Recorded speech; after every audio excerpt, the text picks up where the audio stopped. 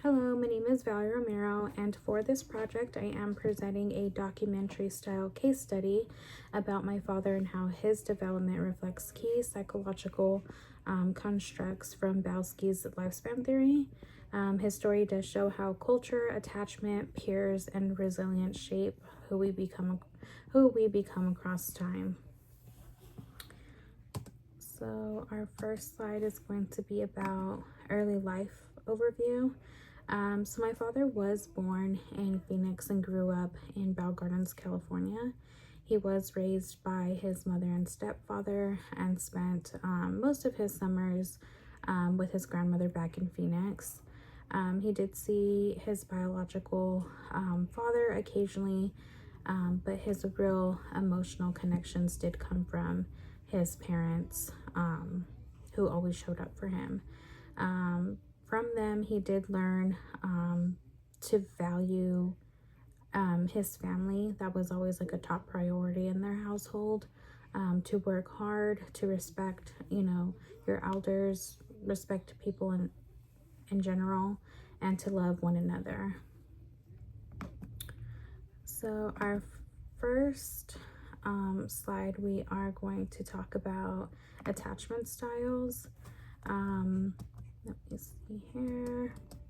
So according to Bowlsky, attachment is the emotional bond that shapes later relationships.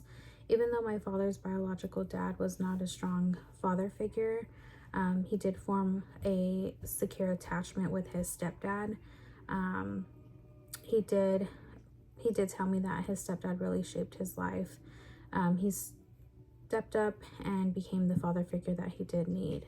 Research does show that secure attachment comes from consistency and love and not biology. Next, we have parenting style influence. So parenting styles also shape development. In my dad's home, his mother was very strict, but his stepdad supported him through conversations and guidance. Bowlsky calls this a balance of structure and love, or authoritative parenting.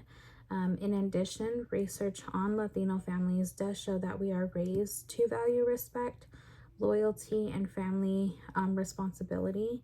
And I could definitely see how my father has passed those same values on to us. Let's see here. Next, we do have